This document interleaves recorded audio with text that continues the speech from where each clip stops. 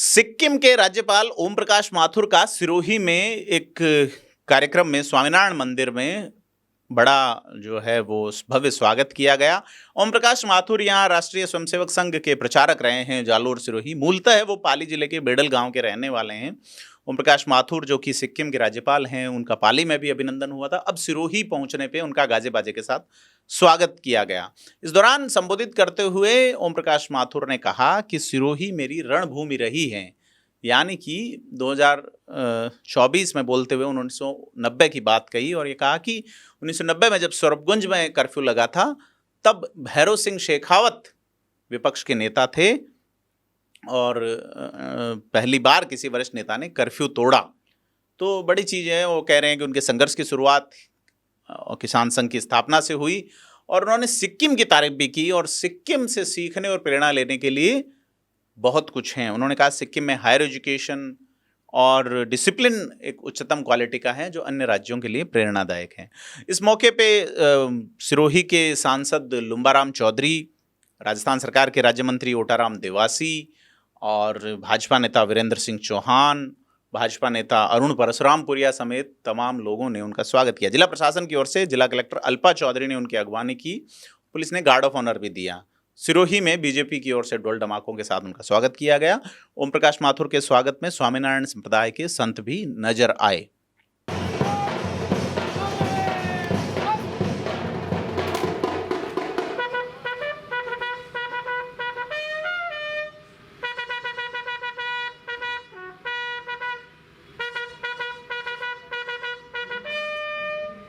भारत माता की हवाई नाज। इस कार्यक्रम में उपस्थित इस जिले के जिला अध्यक्ष जी, इस क्षेत्र के सांसद भाई लुंग जी, लगातार इस क्षेत्र का प्रतिनिधित्व करने वाले आदरणीय ओटाराम जी, जिला प्रमुख अर्जुन, समाराम, जक्षी, उपस्थित कार्यकर्ता बंधुओं, मेरा कार्यक्रम 25 का पाली बना। मैं 24 की रात को दिल्ली पहुंचा और राजधानी से गांव आया पालना। तो गांव में जब आधा पौन घंटा मिला तो मुझे लगा कि काफी वर्ष हो गए सुंदा माता गए, तो सुंदा माता का दर्शन कितना डेवलपमेंट भी हुआ, देखना दर्शन भी करना चाहिए। अकस्मात 25 की शाम को ही सुंदा माता जालोर में मैसेज किया। फिर मुझे ध्यान आया कि वाया तो सिरोही जाना पड़ेगा और सिरोही तो मेरी रणभूमि रही है। रणभूमि इसलिए कह रहा हूं कि 19 के दशक में वकील साहब बैठे हैं अंतराल जी, डॉक्टर हेडगेवार शताब्दी के समय स्वरूपगंज में जो घटना घटी उसको लेकर के भैरव सिंह जी विपक्षी नेता थे। कर्फ्यू लगा हुआ था और पहली बार कभी सीनियर लीडर ने अगर कर्फ्यू तोड़ा है तो इस सिरोही की धरती स्वरूपगंज में तोड़ा है। और इस बार के लगातार संघर्ष का रास्ता किस प्रकार से संघ खड़ा किया, किस प्रकार से किसान संघ खड़ा किया, लोग जी लगातार साथ रहे और इतने शॉर्ट नोटिस पर भाई आप लोग बैठ लो, सिक्योरिटी वाले आप भी आ जाओ, एक तरफ सुरक्षा वाले आप भी आ जाओ।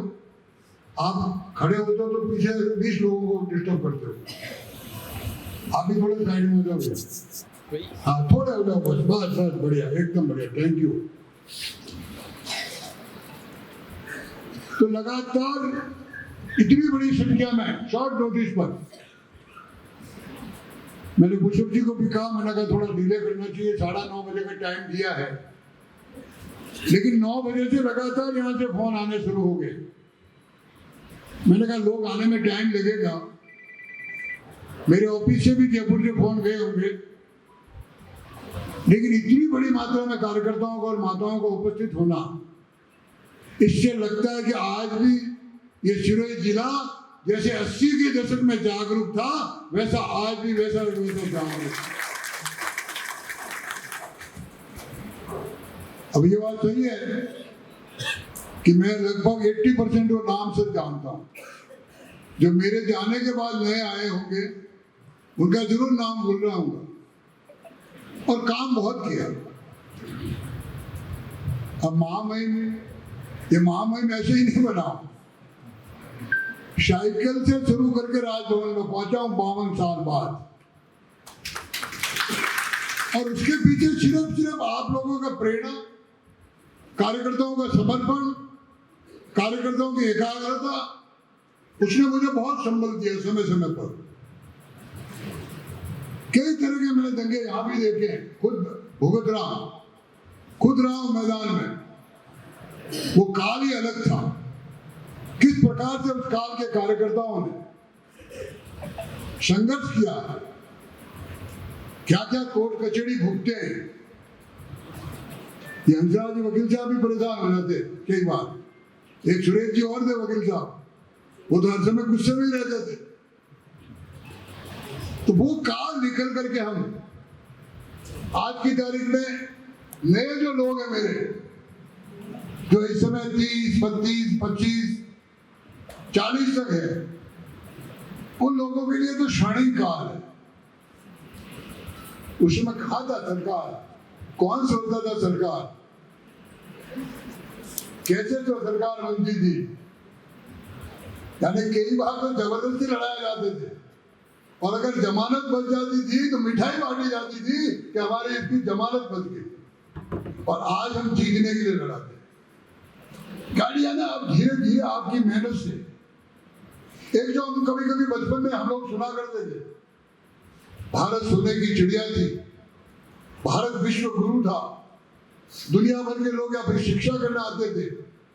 तो कई बार मन में वहम रहता, किताबों में उल्टो लिखो कि सही बात है, लेकिन जब घूमता है तक्षशिला तो वर्णन पड़ता है, तक्षशिला आज ही धरती माते है, नालंदा आज ही धरती माते है, तो थोड़ा विश्वास जन है तो करो भाई पक्को। लेकिन उस काल में धीरे धीरे एक वो युग था आजादी के बाद कि हमारा पूरा देश एक इंफिनिटी कॉम्प्लेक्स में जी रहा था। हमको भय लगता था, हमारा देश का कोई नेता अमेरिका जाता तो मन में भय रहता था, रशिया क्या सोचेगा, रशिया जाता तो मन में भय रहता था, चाइना क्या सोचेगा, चाइना जाता तो मन में भय रहता था, जापान क्या रहता था। और कई घड़ी हुई बात रहती कि जाता कहीं देश में कागजों को दूसरा देश से फटवा ऐसी घटना भी घटती, क्यों मन में डर रहे तो हिम्मत नहीं थी, सीना ठोक के जाने की हिम्मत नहीं थी किसी की। और आज आपका नेता, आपका कार्यकर्ता, आपके बीच में से निकला हुआ व्यक्ति ताल ठोक के कहता है मैं जहां भी जाऊंगा मेरे देश के हित के ला जाऊंगा। और हमको ध्यान है 1914 में पहले उस कार्यकर्ता को संयुक्त राष्ट्र में भाषण देने का मौका मिला, और भाषण में खुदरे नहीं मांगी, हिंदुस्तान के लिए नहीं मांगा, हिंदुस्तान के लिए उदार पैसा नहीं मांगा, हिंदुस्तान के लिए अनाज नहीं मांगा, हिंदुस्तान के लिए शस्त्र नहीं मांगा।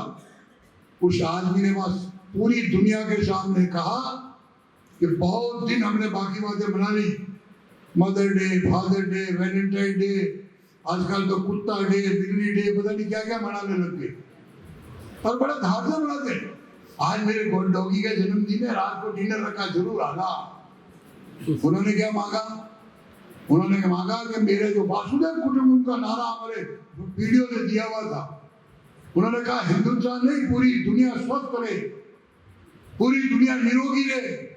इसलिए उन्होंने कहा भाई बहुत दिन मना लिए, मैं दुनिया से अपील करता हूं कि पूरे साल में एक दिन ऐसा रहे जिसमें पूरी दुनिया योगा करे, और आपको गर्व होगा कि विदिन 15 डेज, 15 दिन के अंदर पूरी दुनिया, चाहे वो अमेरिका हो, चाहे रशिया हो, चाहे जापान हो, चाहे चीन हो, अपन मनाते हुए देखा कि नहीं देखा? तारीख किसी को ध्यान है? किसको ध्यान है? 21 जून। तो ये क्या अपनी विश्व गुरु की ओर चढ़ने के लिए पहला कदम था कि नहीं था कि हिंदुस्तान की बात मानने लगी? और तो और रशिया जोड़ो मोटो देश, अबे तो टुकड़ा नहीं छोड़ कोई हाल तो दुनिया में वो मोटो देश। उसकी वजह यूक्रेन का झगड़ा हो रहा है, 2 साल हो गए झगड़े में। अमेरिका नहीं समझा सकता, जापान नहीं समझा सकता, चाइना नहीं समझ सकता। दोनों देश कहते हैं अगर कोई हमारे झगड़ा निभा सकता है तो हिंदुस्तान का प्रधानमंत्री आदरणीय नरेंद्र मोदी निभा सकता है। ये है विश्व गुरु की कल्पना। हम उस ओर बढ़ रहे हैं। अरे आप एक बंदूक इंपोर्ट करता दूसरे देशों में मंगाता, आज की तारीख में 80 देशों में हिंदुस्तान मिलिट्री के बड़े हथियार सप्लाई करने लगा। 80 देशों में। और कोई छोड़ सकता है कि हिंदुस्तान हवाई बनाएगा, फाइटर हवाई? हमने फाइटर हवाई बनाए, हमने सबमरीन बनाई जिसको अपन पनडुब्बी वो कहते हैं, वो हमने बनानी शुरू की। और कितना सारा क्या आज तो कुछ सोचियो। पहले मैं पुराने बात करूं साहब, सरकार बता करा मुझे तो कांग्रेस ही लुटेरी आ राजस्थान का 65 साल लगभग। लेकिन हम जब हमने बंटवारा नहीं किया, हिंदुस्तान के 80 करोड़ से ज्यादा परिवारों को फ्री अनाज जा रहा है। उसमें न कांग्रेस देगी, न बीजेपी देगी, न जाति देगी, न ऊंच देगी, न नीच देगी, हर एक व्यक्ति को जा रहा है। ये अच्छे शासन की कल्पना है, ये अच्छे शासन की कल्पना है। हमको गर्व होना चाहिए। तो मारो थोड़ा सिरे लाड़ी नहीं हो। लोकसभा की चुनाव के बाद बारी आई, मैं क्या भाई घड़े घड़ा हमें लालो रोड़ा जिता दिया। हमें तो भले सिरो छोटो नंबर सिरो रहे आवड़ो चाहिए बोल बार टुको लेकिन लोग जी कौन मूड है रोज एमएलए करो काय करना बोलो कल हम न्याय कर दो। मैं न्याय तो करो पर लड़ लो चुनाव। लोग भी लड़े और सब कार्यकर्ताओं ने सोचा कि 50 और मोदी जी जैसे कोई सभा में कहना पड़ा कि ऐसे तपस्वी कार्यकर्ता को वोट मिला है 150 साल और मैंने एक मजा आज 40-50 साल पहले रोटी खिलाई गई वहां भाभी घरे हमारा राम जी का प्रसिद्ध कम हुआ भाभी प्रसिद्ध थी पूरी दुनिया वही कि नहीं वही। ये कार्यकर्ताओं की पार्टी, ये है कार्यकर्ताओं की पार्टी, है समर्पण की पार्टी।